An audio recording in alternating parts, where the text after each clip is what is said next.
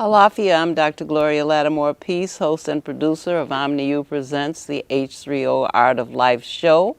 The title of this show is Command Performance, featuring Aquilla Saddalla and company. And here she is.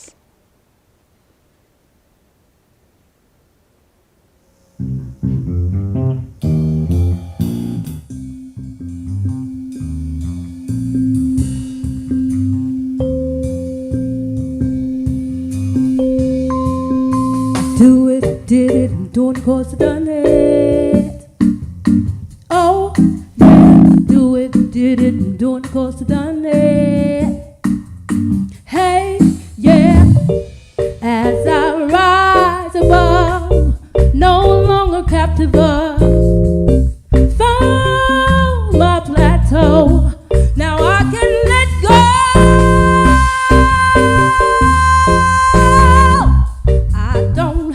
Be bound to another sound. I like having me around. I can choose my path to be. I can decide my destiny. Yeah. Oh yeah. No one has the right to decide my plight. Oh no. It is me that has to fight for my life. Oh yeah, for my existence, no matter how long the distance.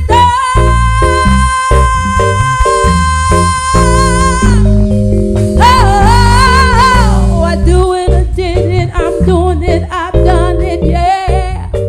Hey, yeah, I do it, I did it, I'm doing it, I've done it every day.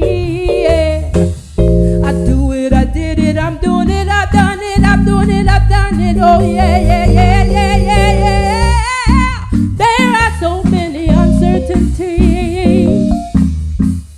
No sure thing, no guarantee. Life has its way of playing tricks. If you're not careful, you're caught in the mix. Oh yeah, oh yeah. But I am. But I am, it all starts here.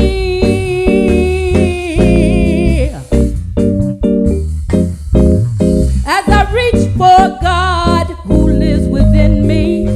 Oh, I do it, I've done it. I'm doing it, I've done it, yeah. I do it, I'm doing it, I've done it, I did it, I'm doing it, I've done it so many times before.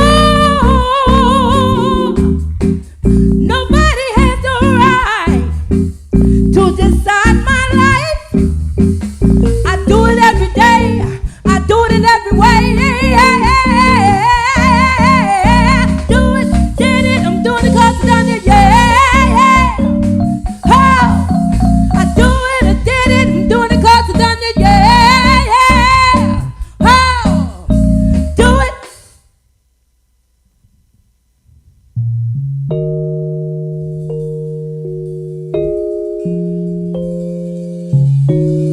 Our babies are dying in the streets. This song is called Summer Madness.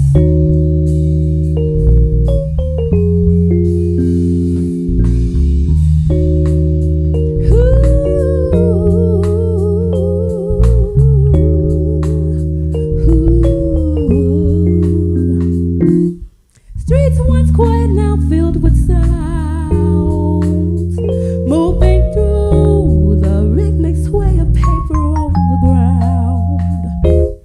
Corners full of people from all around. Billy May and Joe from out of town. It's summer madness, summer madness. More killings, more fightings, more mommies, less daddies. Yeah, it's summer madness.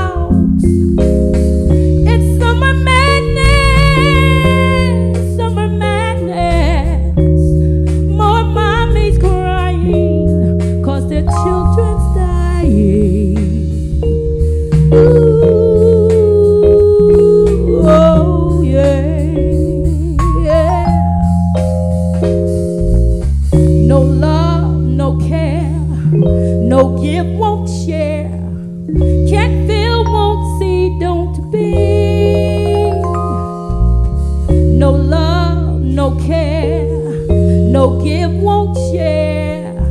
Can't feel, won't see, don't be.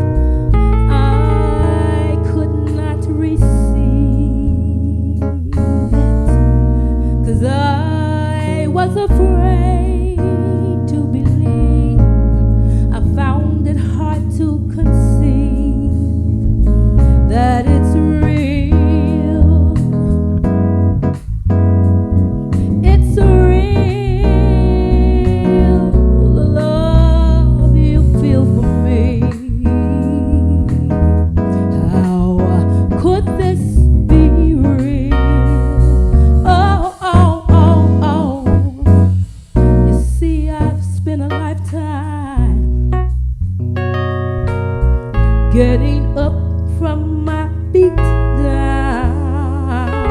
I walked around with my head drowning in self-pity, hurt and shame. My expectations were that without pain there can be no gain. So I played the game of no fortune and no fame, yeah. 'Cause I didn't know this could be real. I didn't know this could be real. The love I feel for you, it's real. Oh, how could it be real? How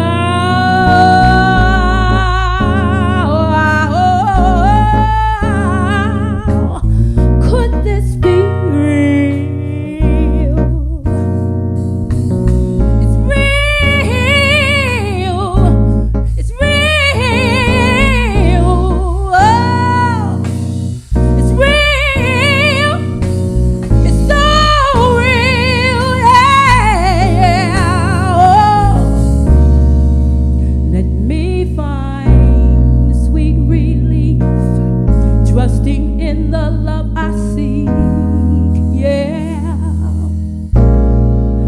Let me find comfort in your arms, in the depths of the warmth of your charm. Oh yeah. Ooh.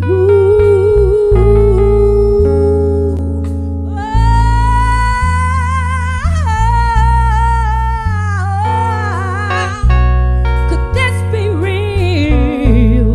Yeah. Oh, heal my wounded, broken heart.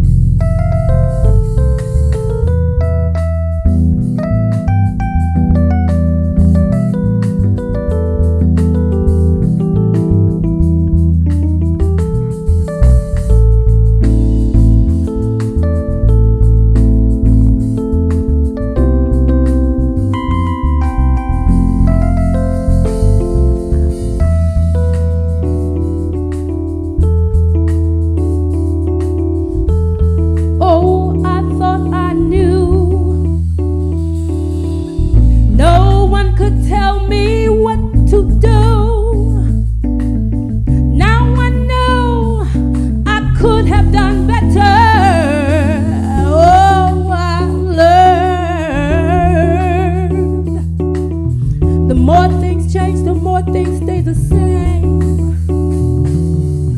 The more things change, the more things stay the same. Now I know it's the same old game.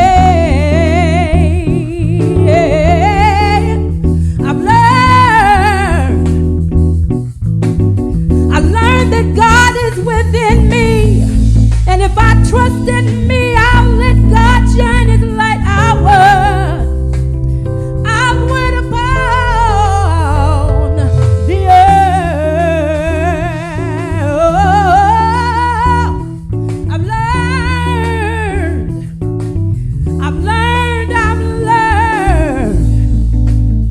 Oh, it don't take long to see that it's the same old game. Oh,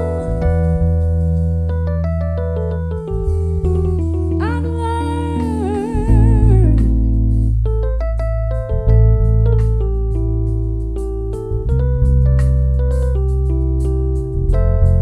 Oh, I've learned.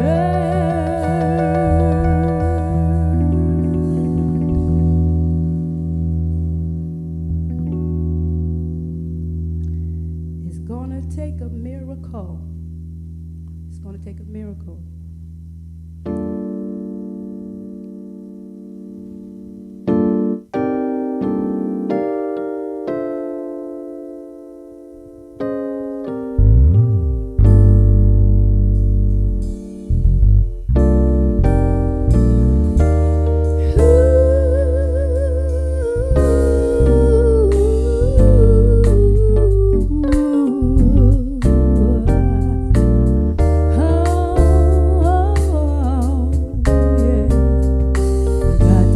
The miracle.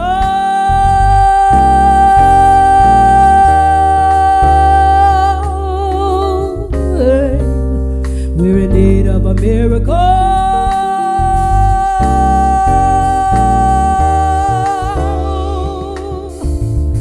Hey, we're looking for a miracle.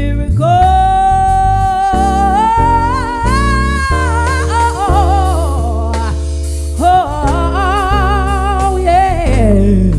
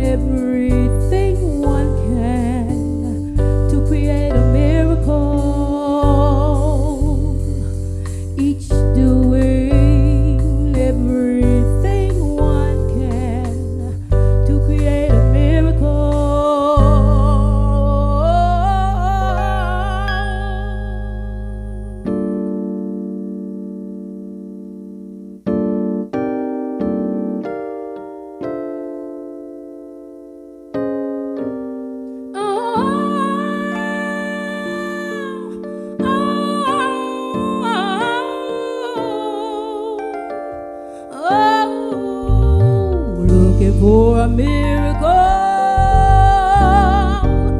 in a world without much light, yeah, looking for a miracle in the midst of the killing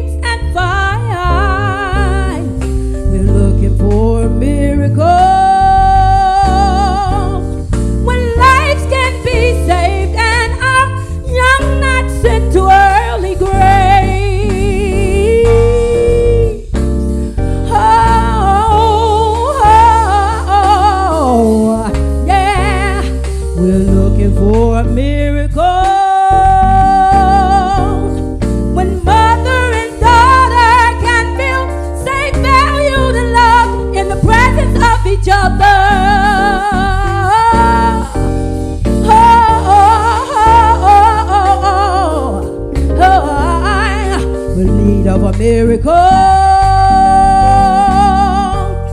When Father and Son can join hands as they take a stand to protect and cultivate a plan. Cultivate a plan. Protect and cultivate a plan. A plan that will move across this land, uniting every woman, man, and child.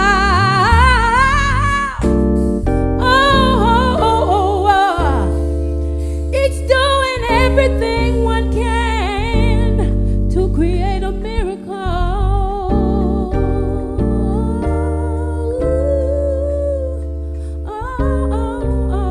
We're in need of a miracle.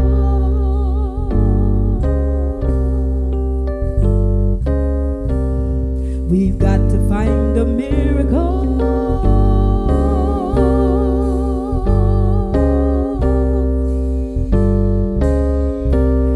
We're looking for a miracle.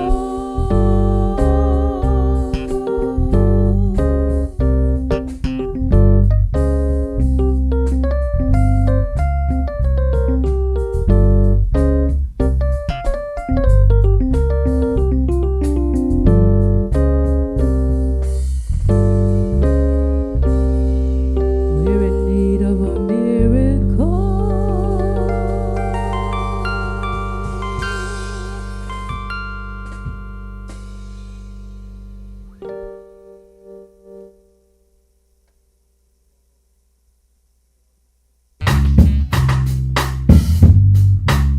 Well, how you feeling? I feel wonderful. You always sing wonderful. Thank you. Thank Yes, you. Country China. Aquilla Saddalla. After all these years, It's been a long time. it's been a long time, so beautifully developed, and I've been watching you for a very long time. You had a long association with Kalan Phil Karan. You were with him for many, many years, and during that time developed into this fine musician, and now you're doing this wonderful music, and I'm just so happy to have you on the show. Now, I know we can't take all the time that we need to talk about how you got to this place from that place, but can you fill us in a little bit? Yes, I can. I want to first pay honor to Gloria Peace because she's watched me grow up. She's watched me and my family grow up. She has stayed close in pursuit and in support. So I acknowledge her for that. Thank you. It's been a long time. From babies who are now Hypnotic Brass Ensemble, who's playing worldwide now. I have been on a sabbatical to raise my children, and my youngest just made 18, and he'll be starting at Tennessee State in the fall. Very good. In accounting, and he's the last one to come through. I've been in school. I'm presently working on my doctorate. Wonderful Yes. news. Yes, in educational leadership Where? at Argosy University. Okay. And now that my children are grown or still growing, it's time for me. So now I can get back to my passion and to my vision, which is to be seen through music, through the eyes of music. So. Was your interest in music, was it initiated by your association with Kalan Phil Karan, or was it the flames were fanned by that association? Most definitely, the flames were fanned. Phil embellished my talents and my desires for music. I grew up in the church, so I started singing early. And when I met Phil, the first thing he told me, he said, "You need an instrument, sister." Mm-hmm. So I started with the clarinets and began to develop even wider appreciation of music and the voice as the supreme instrument. I studied with him for over 18 years. I actually still study when time permits. So it's been music from the onset. I came to feel ready to learn all that I can learn in terms of music, vocally. But I've been singing for a long time, since I was a child. And these musicians that you have mothered and nurtured and raised, how many of your children are musicians? Actually, all of mine. I have 6, and all of them are musicians. Okay. My youngest plays the baritone, but he's more interested in behind the scenes rather than in front of the camera. You may find him behind the camera. My daughter, she dances well, and of course, our sons play various instruments. And so you've been a part of that training. You've not only studied under Kalani, but you've studied with your own children.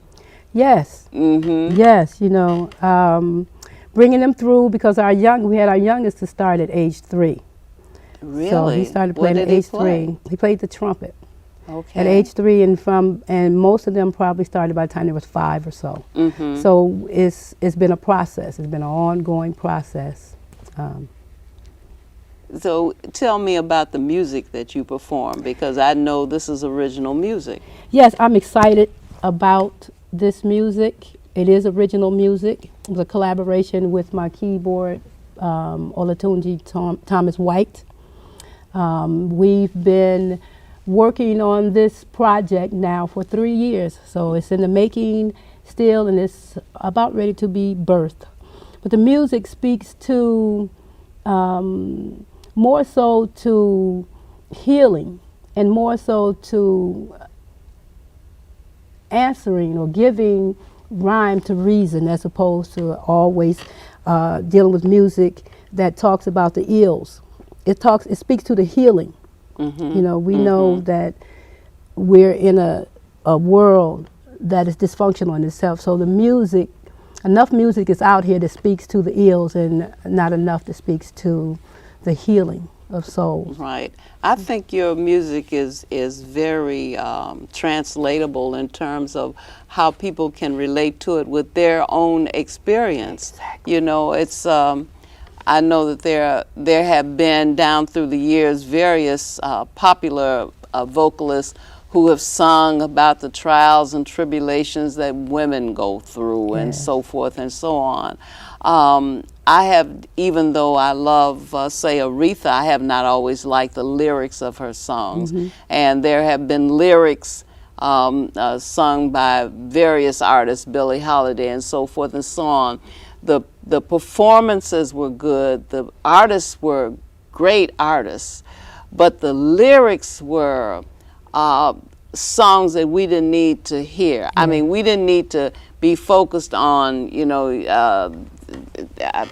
I ain't never had a man the way loved a man, and I guess Chain of Fools, and this sort of thing. Not to focus on Aretha, because she is one of my very favorites, but just having young women growing up listening to songs about abuse and accepting abuse and expecting abuse as part of love, of a love life, has been always troublesome to me, because I always thought that we need to minister to our young women. You know, we need to give them another perspective on life. And so I listen to your lyrics, you know, and you enunciate, you articulate. I can actually hear the words, which is not so with a lot of other artists. I appreciate that. The music, you know, as I said, it speaks to healing. You know, it's the music that we're listening, that our children are listening to today, has played such a huge part in their falling down in their lack of values and their lack of discipline, and their lack of behavior. So if the music has to change and become a music that touches the inner spirit, that sets values back into place again, and I think this music does that. It gives you solutions. It's not the cure-all, it's not all of the answers, but it speaks to problems that we're faced with on a daily basis. The song Summer Madness, our children, it's known that our children are dying in the streets. I'm a teacher in the system, and one of our students just recently was killed. So the music has to change if it's going to make a difference for our children. And so the songs that we write, that I've written, they say I've learned. It speaks to my experiences in terms now, which I have no problem telling my age, but at my age now, I can look back and see and can say that I've learned. By looking back now, I can see. I can see better. And so I want to express what I see, my vision, through the music, And you're doing a fine job of doing that too. And of course, being a mother, and especially a mother of 6, and I'm a mother of 7, and I do know that, it just, if you didn't have any sensitivity toward the survival and development of young people, you would certainly get it when motherhood hits you, because you want only the best for your children, and you want them to be healthy and safe, and you want them to be developed, and you want them to be able to realize their potential. All of these things you want for them, and so you guard them, and and sometimes you overdo it. Sometimes you get in the way of their maturation because you're so busy trying to run ahead of them with a machete knife and clear the jungle, and it is no less true today than it was in my day or in days before ours, when parents were, during chattel slavery, when parents were, to the extent that they could, protecting their children from the things that they knew, the vicissitudes of life, and so here we are in this situation where you point out that our children, we are hemorrhaging children. Our children are falling in the streets like we live in Afghanistan. And mothers send their children to school and hope and pray that if they are not involved in street organizations, that they will not have any ill come to them, but even that does not protect the children. Us. And so with the music, the vision that we have for our children, our dreams and our prayers for our children has to be in the music. It has to come through the music, because the music is the universal language. And I always say it was the music that brought us down, and it's going to be the music that lifts us up. But the responsibility falls on the musician. It falls on us, the artist. The artist, whether it's visual, whether it's performing arts, the responsibility, the onus of responsibility falls on us. If the music is holy, then the people will be holy. And so we have to take a conscious effort to take back our children, and the first source has to come through the music. First, it has to start there. And it's very hard to get the conscious music, the non-toxic music to the children, because the airwaves are filled with pollution, and because the commerce, the commercial music, that feeds the avarice of corporate America is so pervasive that it's very hard to get, the children to tune in to that frequency. And so, and that's why we have to put it before them, because our children, they're habitual, and the same things coming after them over and over again, it impacts their way of thinking. And so we have to, empty them out so that we can fill them up with the good stuff. Like the one song that we wrote, I Do It. We call it do it. Do it, I did it, I've done it. And as mothers, as women, as brothers, as fathers, for those of us who have on a daily basis, we're constantly trying to find ways to save our children and to protect our children. There are a lot of us out here that have that vision for our children. And we have to create our own medium for disseminating this information to our children. We cannot think that we can depend on what's been traditional as a way for us to disseminate the information. When you spoke about slavery, and remember the change or the directions or the directives on what to do came through the song. You know, the drum let them know to take a left turn, then a right turn, you know. So it shows you the power and the intention of music. I don't believe that music was ever intended to cause the kind of damage that it has done, you know, particularly with our youth, with our young. Well, you know, Kalan has said, and I certainly think he has a good basis for saying it, that he believes that our people sang rather than spoke. First. And of course, you know, music is divine, as you say, it's a universal language. Yeah. And consequently, it is sacred. Yes. And you know, the music, some of the music that we have now needs to, you know, we need to go through a detoxification program so we can get it out of our system, like you say, empty out the children so you can put in something positive. And that's so important, but it is a do-it-yourself project. Yes. And I don't know how many, you know, sometimes when people find their genius, they don't know what to do with it. Right. You know, they find out that they can rhyme or that they can play an instrument, and they don't know that this gives you an awesome responsibility. Yes. Because you are influencing generations.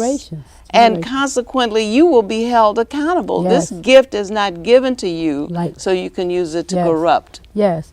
And so, again, that's why rather than to sing cover songs and to be like all the other artists, I believe that I have a responsibility to give back, and what better way to give back than in the writing of music that speaks to the higher self. Because it does that, and it's not just for women, but it's for our men, it's for our children, it's for our babies to come.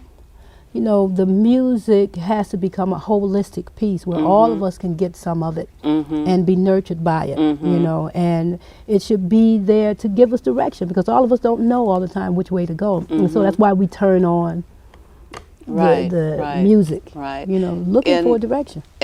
In our culture, you know, music was a part of every activity. Yeah. Nothing of importance was done without the background music, you know, so to speak. So if there was a wedding, a funeral, a birth, a death, a planting, a harvesting, a cultivating, whatever was being done was accompanied by music. And I'm told that songs were created for babies before they were born, in which they learned their heritage. The mother would create the song and sing it to the newborn so that the newborn would have its history brought to it in the form of song. And Amiri Baraka, who is also called Leroy Jones, wrote a very good book called Blues People, in which he said you can actually measure and track the changes in a people by the changes in their music. Yes. And you can see that not only is our music tending to deteriorate, but we are tending to deteriorate as a people. So obviously, if we are going to be, as you say, holistic, it won't be just in the diet, which of course is a very important thing, what we eat, what we take in everywhere, what we ingest, whether it's by food, whether it's sound, all of this is making us who we are. Yes, ma'am. And if everything that we take in is corrupt and poison, then of course we will be the products of Right, such right. corruption and poison. And when we as a people really begin to honor music for what it has the ability, what it has the power to do for you, and to take that and embrace it and hold on to it in its highest form and its highest sense, we're going to see a change in our children. The pants are going to come up. The girls are going to dress more modest. The profanity is going to cease. The grades are going to shoot up. The dropout rate is going to drop and be non-existent. But all of those answers has to come through the music, because it's your visionary piece. It's your lighthouse. It's what is lighting the pathway and say the path. So if your musicians, again, whether they performing arts, visual dance, artists, written, the poets, all of us are going to have to galvanize and to create a movement that our children can hear, a movement of sound that they can hear and latch onto, because they're looking.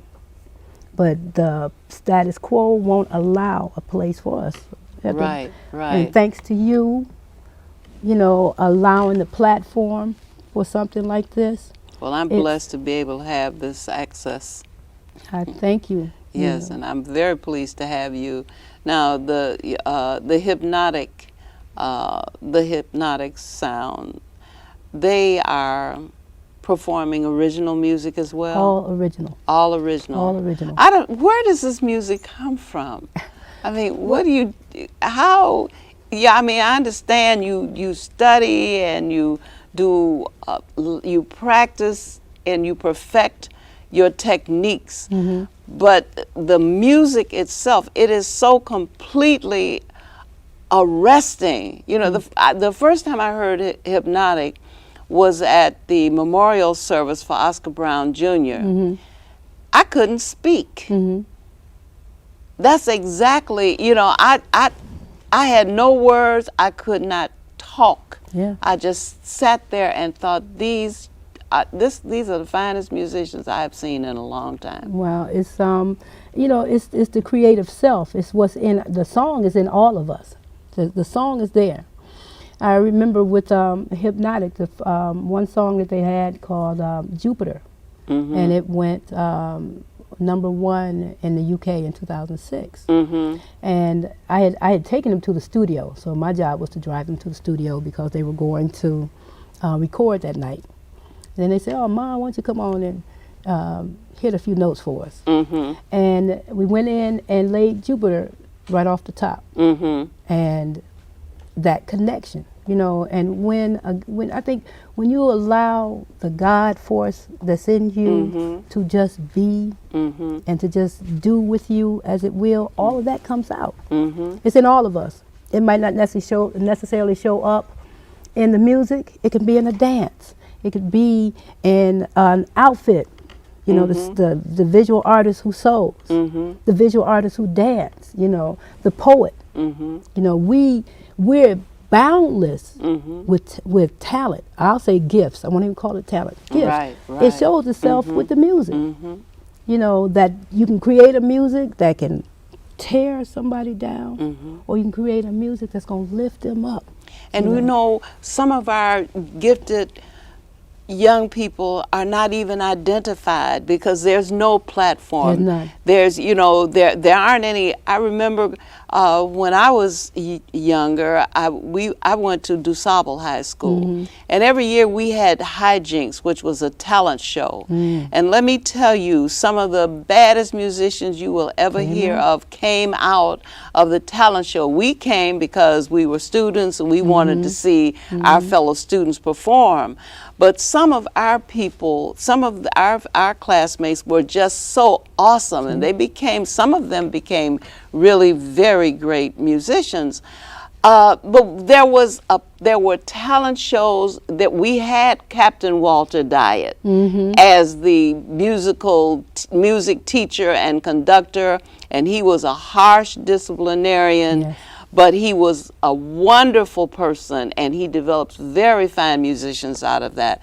And I'm thinking, where's our current Captain Walter diet? Where is the current band class that everybody tried to get in? And I didn't try to play an instrument. I got into drum majorettes, and so I marched in the band with the band when we did games and whatnot.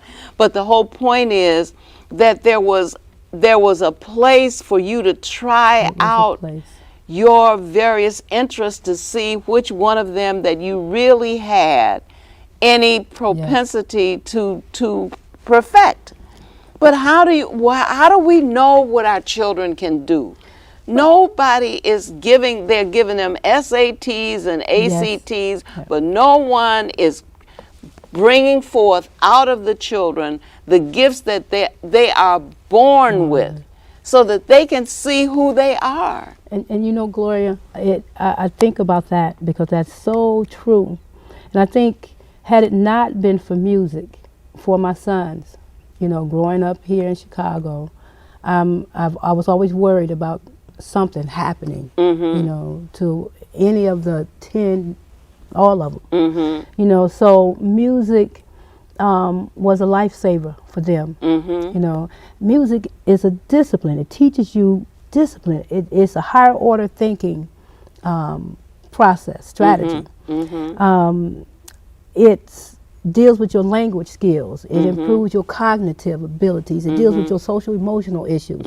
Music just feeds the entire being. And so had music not been taken out of the school systems, perhaps we would see another child too. I'm sure we would see another child. And we would see that in the ACT scores, you know, in their behavior, in their emotional state, had music been kept there. And again, like I say, it feeds the higher thinking. Right. You know, your cognitive skills on a much higher level. And so many of our artists come out of the church. Yeah. Because if there's an interest in music, you can get some exposure there. Not everybody can make the cut with the choir, you know. But, you know, very often people get to sing in the choir. They very often get to do a solo now and then with the choir. And but they're around it. They're exposed to it. Right, they're around it. And I think my most heartfelt experience always in any religious or spiritual setting is the music. You know, it just takes you to another place, and you need to go there. You need to go there. And see, that's how I see my music, that it feeds all those other places, or it allows you to visit because all those places are part of your experience, a part of what makes you who you are, you know. And so I've written songs. We've only, you know, did a few songs. Our library is quite extensive. And again, all of our songs are original songs in collaboration, myself and Olatunji Thomas White. And it just, you know, speaks to issues. It speaks to how to rise above your situation. You may not always can change your situation in its but you can immediate change time, yourself. but you can change yourself. And music is the vehicle for taking you through or into that change, you know. So, and I keep coming back to music because music is your lifeline. It is. And that's why now I'm back, you know, after all those years.